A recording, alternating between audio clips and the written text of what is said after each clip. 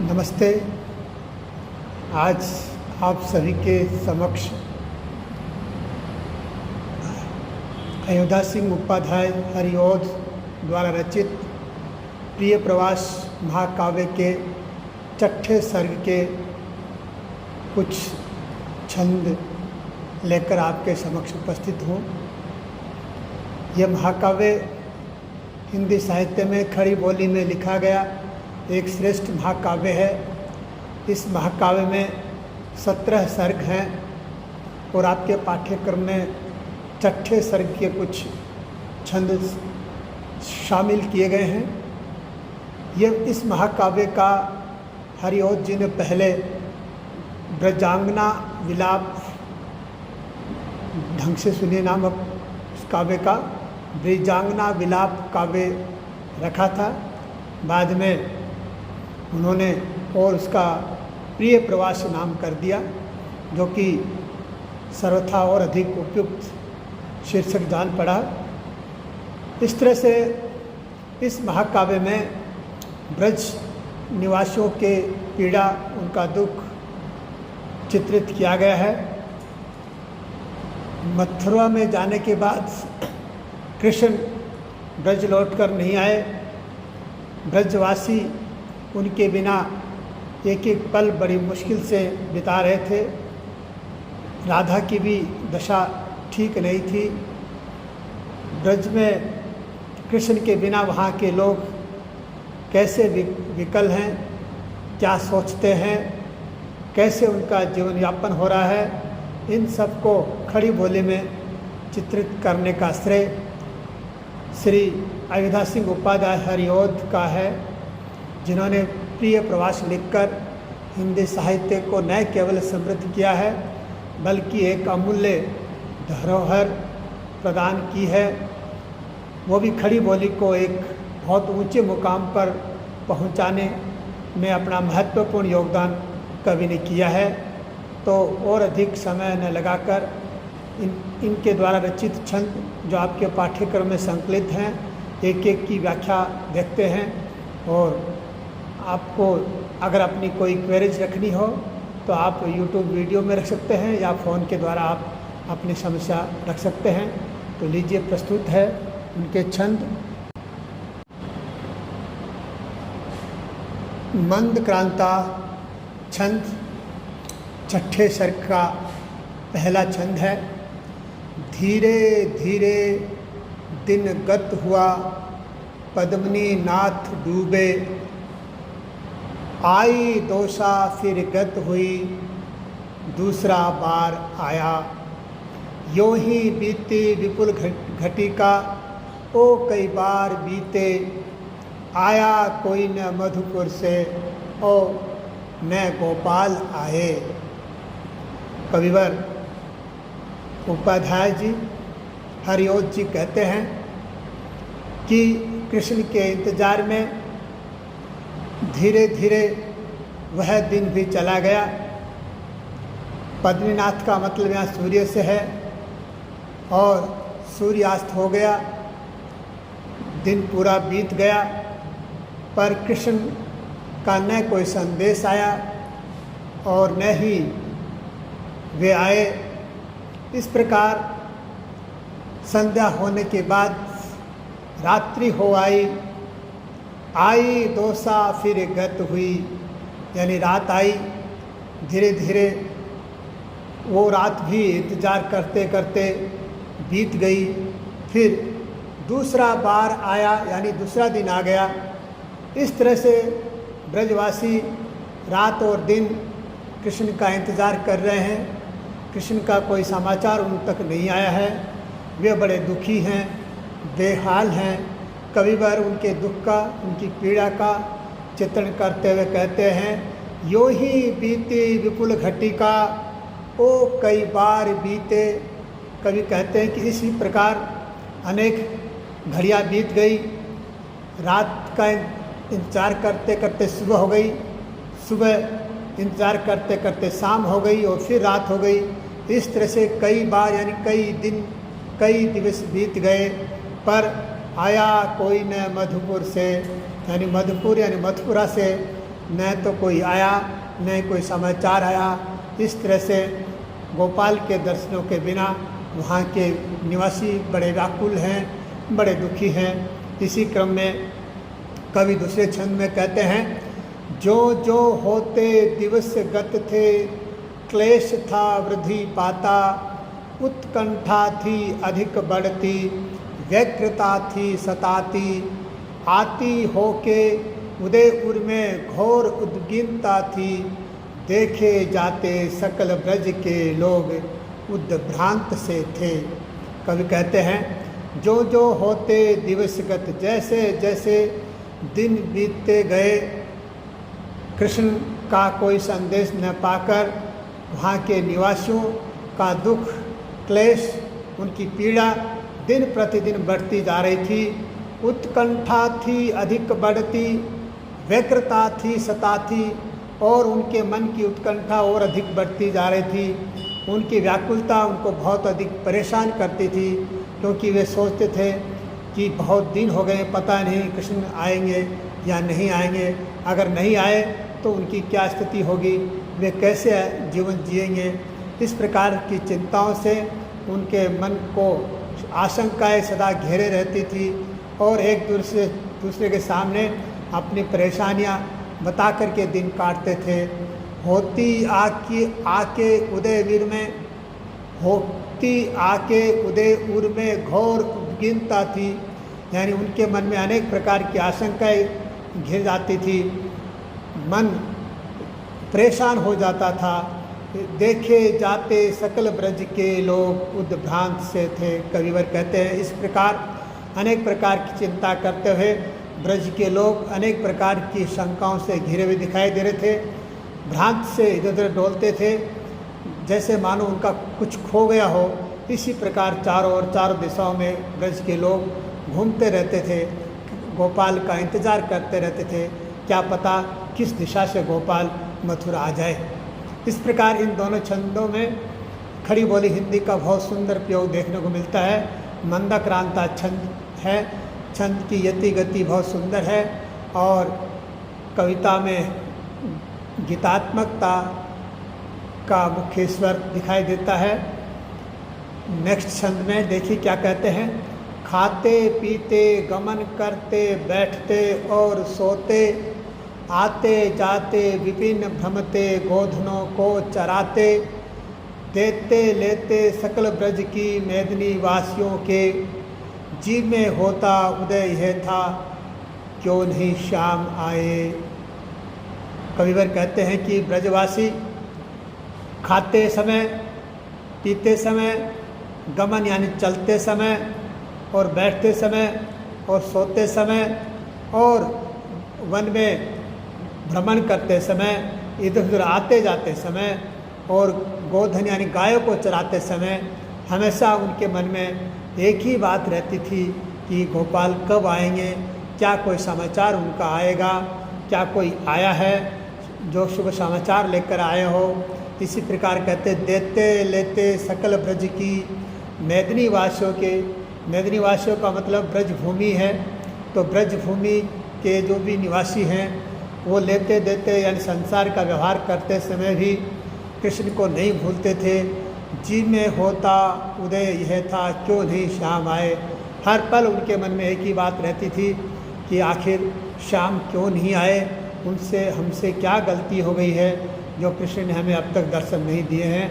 आखिर ऐसा किस मुसीबत में फंस गए हैं कृष्ण कि जो ब्रज नहीं आ रहे हैं। इस तरह से अनेक प्रकार की आशंकाएं, अनेक प्रकार के भय, अनेक प्रकार की चिंताएं उन ब्रजवासियों के मन में पैदा होती हैं, और हर पल हर घड़ी हर क्षण वो कृष्ण को याद करते हैं, और कृष्ण की चर्चा में उनका दिन और रात और समय बीतता है। कविवर आगे कह रहे हैं,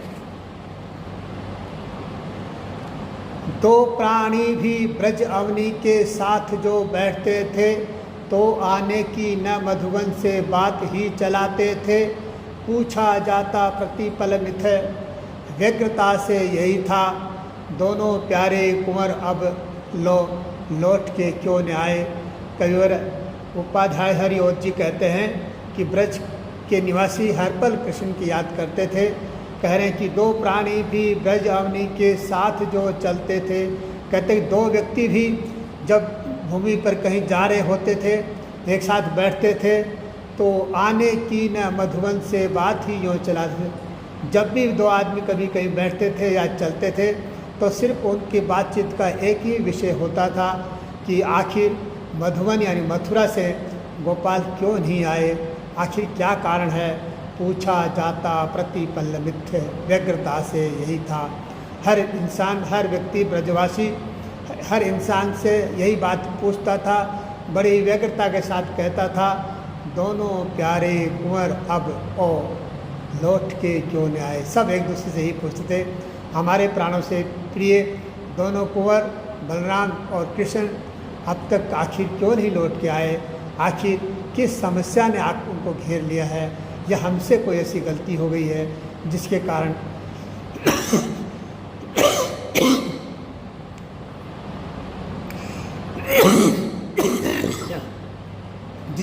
वे अब तक लौट कर नहीं आए हैं।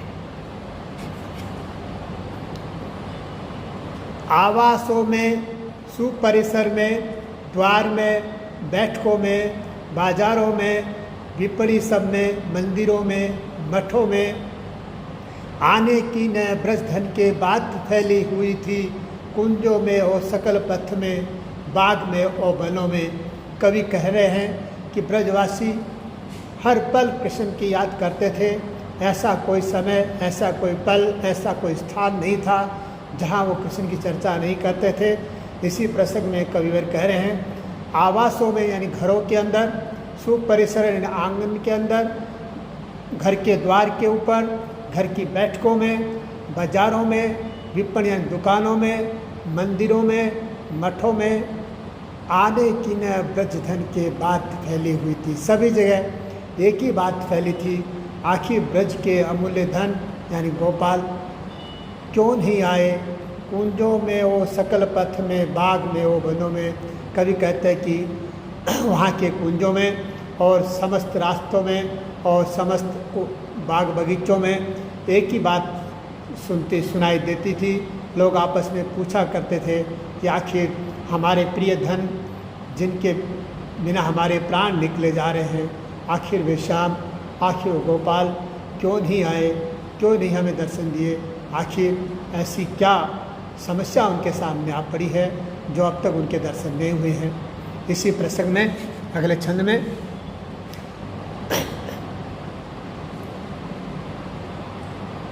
आना प्यारे महर सुत का देखने के लिए ही कोसों जाती प्रतिदिन चली ग्वाल की मंडली थी। ऊंचे ऊंचे तरु पर चढ़े गोप ढोटे अनेकों, घंटों बैठे त्रिसित जग से पंथ को देखते थे। कह रहे कवि वह बता रहे कि उनका दिन किस प्रकार व्यतीत होता था। जैसे दिन उदय होता तो वहाँ के लोग अलग अलग गलियों में, अलग अलग दिशा में निकल जाते थे, मंडली बुलाकर निकलते थे कि पता नहीं कहाँ किस गली से किधर से कृष्ण आ जाए। और प्रतिदिन उनका इंतज़ार किया जाता था। गांव के बाहर जो भी रास्ते आपस में मिलते थे वहाँ बैठकर कृष्ण का इंतज़ार करते थे। बड़े लोग घर के बाहर के, गांव के बाहर के रास्तों पर जाकर कृष्ण की राह ताकते थे, तो घर के अंदर ऊंचे ऊंचे तरु पर चढ़े गोप ढोटे अनेकों, और घर के पास में जो ऊंचे ऊंचे पेड़ थे उनकी ऊंची ऊंची टहनियों पर गोप बालाओं के ढोटे यानी उनके बच्चे, उनके बालक बहुत ऊंची शिखर पर जाकर बैठते थे। शायद कहीं दूर से उनको कृष्ण आते हुए नजर आए और ये खुशखबरी सबको दे सके, इसलिए बच्चे सुबह से शाम तक वहाँ इंतज़ार करते थे। घंटों बैठे त्रिसित दृग से पंथ को देखते थे, और उस पेड़ की ऊंची ऊंची टहनियों पर कई घंटों प्यासी आँखों से उस रास्ते को देखते रहते थे कि पता नहीं किस रास्ते से कब कृष्ण की झलक उनको दिखाई दे और ये सुसमाचार ब्रजवासियों को वो दे सके। परंतु कृष्ण नहीं आए और वे निराश होकर के शाम के समय फिर वापस नीचे उतर आते थे।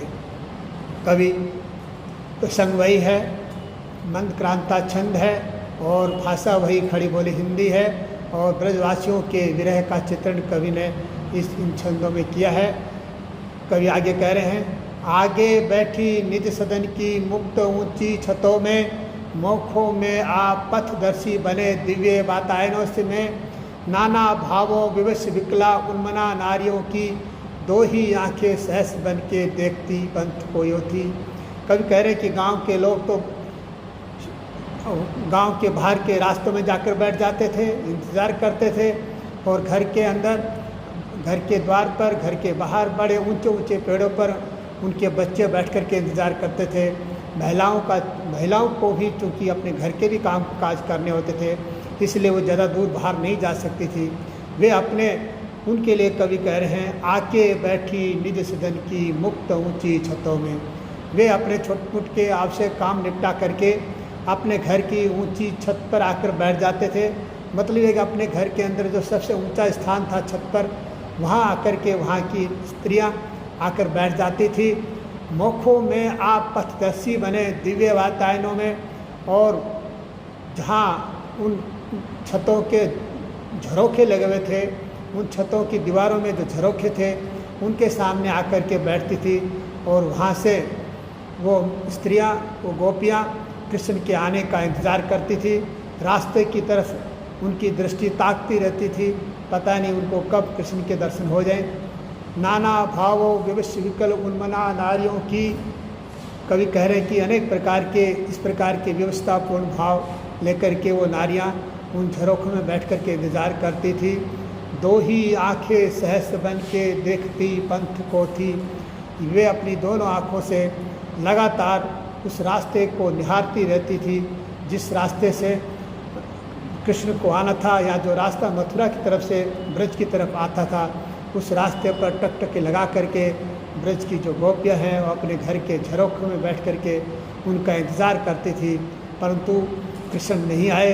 उनका इस तरह से एक एक दिन ऐसे ही व्यतीत हो रहा था। जैसे जैसे उनका दिन व्यतीत होता था, उनका दुख और क्लेश बढ़ता जा रहा था। कवि इसी क्रम में आगे कहते हैं, आगे बैठी निज सदन की मुक्त ऊंची छतों में, आके कागा यदि सदन में बैठता था कहीं भी, तो तनवंगी उस सदन की यो उसे सुनाती, जो आते हो कुंवर उड़ के काक तो तू बैठ जा, मैं खाने को प्रतिदिन तुझे दूध और भात दूंगी। कबीर कहते हैं, ऐसे अगर इंतज़ार करते करते उन घरों पर कोई कौवा आकर बैठ जाता, तो वहाँ की जो स्त्रियाँ हैं उस कौए से कहती, हे कौए, अगर तू जो मेरे प्रियतम यदि आते हैं तो तू यहाँ बैठ कर के उनकी खबर मुझे सुना, और मैं तुम्हें बहुत अच्छा अच्छा खाने को दूंगी। इसी क्रम में, क्योंकि गांव में ऐसी कहावत है कि कौवा जब घर की मुंडे पर आकर बैठता है तो ऐसा संदेश मानते हैं कि कोई मेहमान आने वाला है। इसी परंपरा का, इसी लोक उक्ति का कवि ने इस छंद में प्रयोग किया है और कहा है, आके कागा यदि सदन में बैठता था कहीं भी, अगर किसी घर के मुंडेर पर या घर के किसी भी कोने में यदि कोई कौवा आकर बैठता था, तो वह तनवेगी, वो सौंदर्यमयी गोपिका उस सदन में उस कौए को सुनाती थी और कहती थी, जो आते हो कुंवर उड़ के काक तो तू बैठ जा।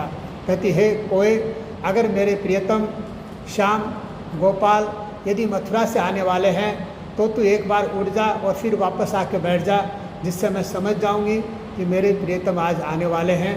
हे कौए, मैं खाने को प्रतिदिन तुझे दूध और भात दूंगी, अर्थात अगर तुम्हारी बात सही हुई तो तू यही रहना, मैं तुझे हमेशा बढ़िया बढ़िया भात और दूध खिलाऊंगी, तुम्हें अच्छा खान पान दूंगी, हमेशा तुम्हें खुश रखूंगी, पर तू मेरी बात एक बार मान और मुझे मेरे प्रियतम के संदेश के बारे में कोई संकेत दे। इस प्रकार वहाँ की गोपियाँ जो हैं प्रतिपल कृष्ण की याद में समय व्यतीत करती हैं और आगे कहती हैं, कोई आता मथुरा से तो जो दिखाता, नाना बातें सदुख उससे पूछते यो सभी थे, यो ही जाता पथिक मथुरा और भी जो जनाता, तो लाखों ही सकल उससे भेजते थे संदेशे। कह रहे कि एक एक दिन मथुरा वासियों का बड़े ही दुख और पीड़ा से व्यतीत हो रहा था। इसी प्रसंग में कविवर उनके दुख और पीड़ा का चित्रण करते हुए कहते हैं, कोई आता नगर मथुरा और से जो दिखाता, अगर मथुरा की तरफ से आने वाले रास्ते की तरफ से अगर कोई व्यक्ति उनको आते हुए दिख जाता था तो नाना बातें सदुख उससे पूछते थे सभी। तो उस व्यक्ति को सब लोग घेर लेते थे और घेर करके नाना प्रकार की समाचार मथुरा के उनसे पूछा करते थे। पूछते थे क्या तुम गोपाल से मिले हो, क्या हाल चाल है गोपाल के, क्या गोपाल ने तुम्हें कुछ हमारे लिए कहा है। इस प्रकार न जाने अनेक प्रकार की बातें वे उस पथिक से करते थे। कभी कहते हैं यो ही जाता पथिक मथुरा। ठीक इसी प्रकार यदि कोई राहगीर उनके गांव से होता हुआ मथुरा की तरफ जाता तो उसे भी इसी प्रकार के भाव जताते हुए कहते और अनेक प्रकार के संदेश उसे देते और कहते अगर तुम्हें गोपाल से तुम्हारी गोपाल से भेंट हो जाए तो तू जाकर के हमारा ये संदेश, हमारी पीड़ा, हमारा दुख उनके सामने व्यक्त करना और उनसे निवेदन करना कि वे हमें आकर के एक बार अपने दर्शन अवश्य दें। आज बस इतना ही। ठीक इसी के साथ अपनी बात को विराम देता हूँ और शेष अगले भाग में व्याख्याओं को लेंगे। इसी के साथ आप सभी को बहुत बहुत धन्यवाद।